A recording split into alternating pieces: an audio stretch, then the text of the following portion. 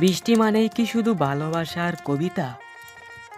আজ শোনাবো এক রাতের সেই বৃষ্টির গল্প, যা এক যুবকের জীবনে রেখে যায় ভয়ঙ্কর ছায়া।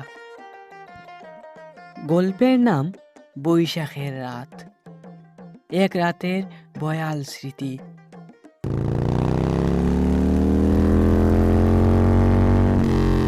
তখন ছিল বৈশাখ মাস। আজিজ শহরের ছেলে, লেখক হওয়ার স্বপ্নে একা চলে আসে এক পুরনো পাহাড়ি গ্রামে।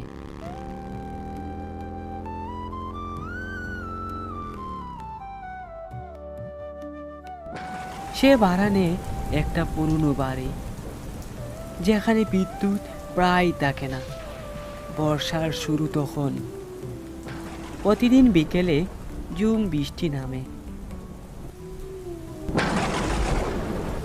এক রাতে প্রবল বৃষ্টির শব্দে ঘুম ভেঙে যায় আজিজের।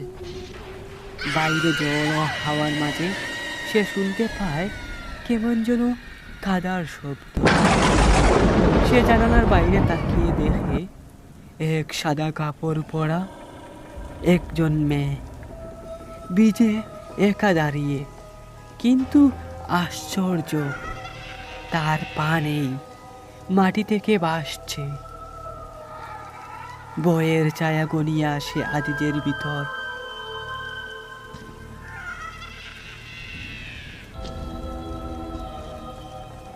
আজিজ চোখ কচলাতে কচলাতে দরজা খুলে বাইরে তাকায়। দেখে কেউ নেই।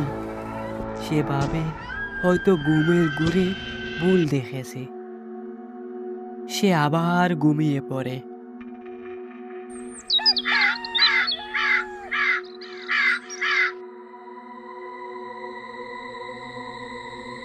গ্রামের রাস্তা দিয়ে বাসায় ফিরছিল আজিজ। রাত হয়ে গেছে প্রায় 12টার দিকে। তখন হঠাৎ তার মনে হলো পিছনে কেউ তাকে অনুসরণ করছে। সে অনেক ভয় পেয়ে গেল, কিন্তু নিজেকে সামলে নিয়ে তাড়াহুড়ো করে বাড়ি চলে আসলো।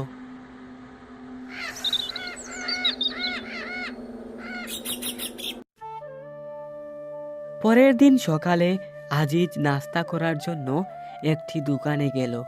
দোকানের মুখে সে শুনল ওই বাড়ির অনেক বছর আগে এক তরুণীকে সেই বাড়ির মালিক হত্যা করে নেয়, এবং সেদিন ছিল এই বৃষ্টির রাতেই, এই বৈশাখ মাসেই।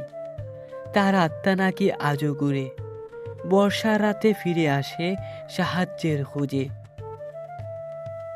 আজিজ ছিল অনেকটা সাহসী, তাই সে এসব শুনে তার বাসায় আবার ফিরে আসলো।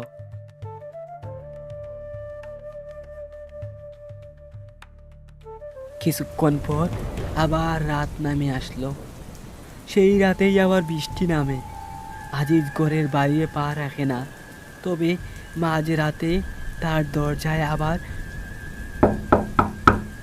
আর জানালার পাশে শোনা যায় সেই পরিচিত কান্নার সুর।